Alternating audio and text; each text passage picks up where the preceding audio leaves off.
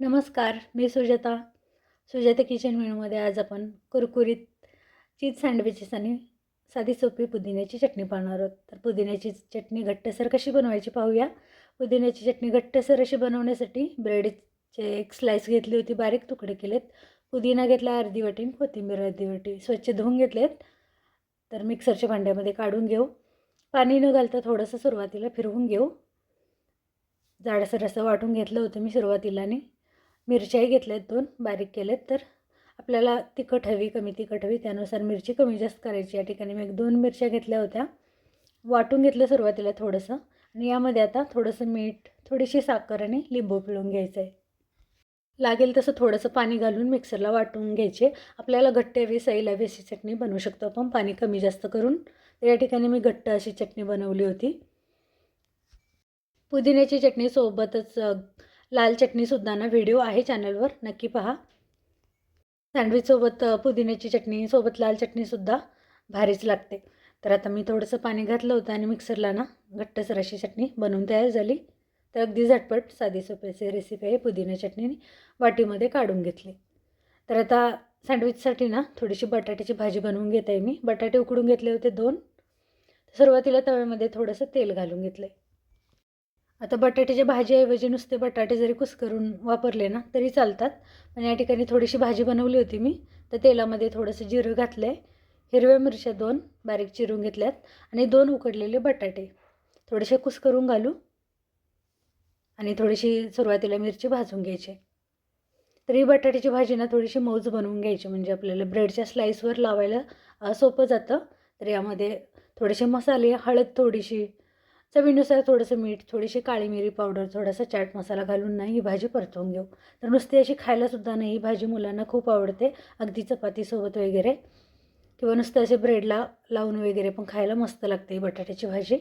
तर अगदी मऊसर अशी बनवून घ्यायचे. बटाटे थोडे घट्टसर असतील तर थोडंसं पाण्याचा हापका देऊन मऊ अशी भाजी बनवून घ्यायची. हळद घातली, मीठ घातली, काळी मिरी पावडर घातली, थोडासा चाट मसाला येईन, चवीनुसार मीठ घातलं आहे. थोडंसं मिक्स करून घेऊन या ठिकाणी आपली झटपटाची बटाट्याची भाजी तयार आहे. तर गॅस बंद करून बाजूला उतरवून घेऊ. आवडीनुसार यामध्ये आपण चिली फ्लेक्स वगैरे असे मसाले नक्कीच वापरू शकतो. तर भाजी जर बनवून झाली तर भाजीऐवजी नुसते जरी आपण हे बटाटे वापरले ना उकडलेले ब्रेडच्या स्लाईसवर लावून तरी चालतात. पण या ठिकाणी मी थोडीशी भाजी बनवून घेतली होती. आता सुरुवातीला ना ब्रेड गरम करण्यासाठी तव्यामध्ये थोडंसं बटर घालून घेतलं आहे मी.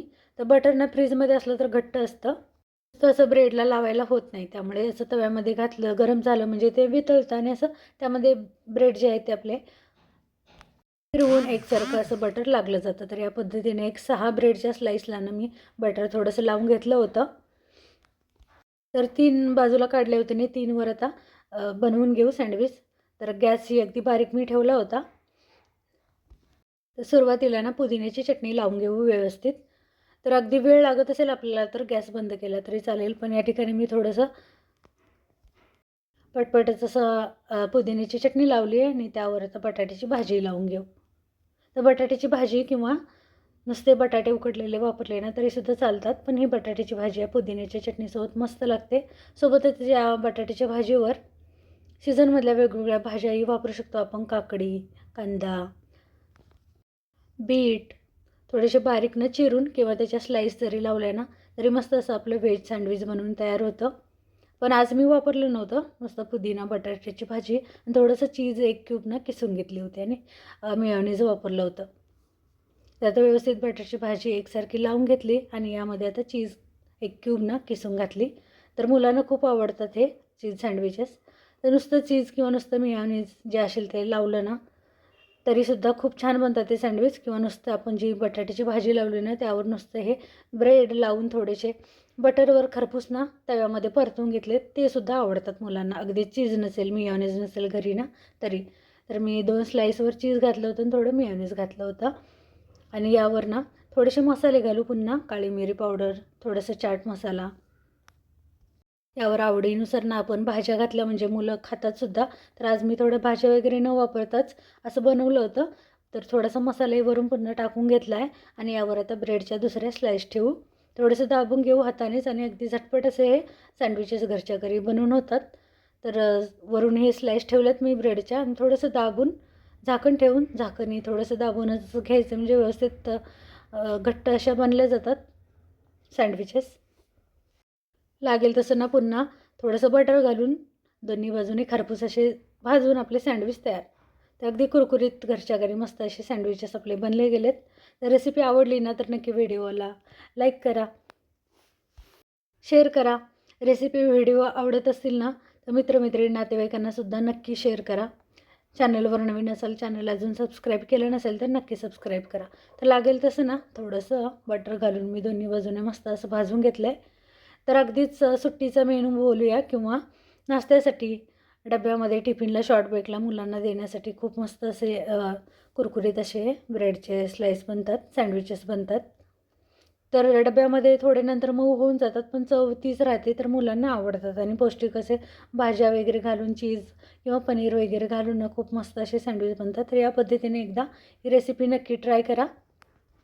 सोबतच तुम्हाला कोणते सँडविचेस आवडतात, कोणते सँडविच तुम्ही बनवताय ते सुद्धा मला नक्की कमेंटमध्ये सांगा. तर ते सुद्धा मी नक्कीच ट्राय करेल.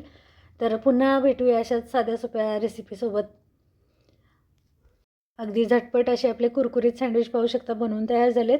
तर आता मी दोन्ही बाजूने भाजले होते तर बाजूला काढून घेतलेत आणि असे मध्ये ना पकडून असे कट करायचे. ते इतके कुरकुरीत बनले होते तर ते पटकन असे कापले जात होते. आणि मस्त अशी सोबत आपली पुदिन्याची चटणीसुद्धा बनवून तयार आहे.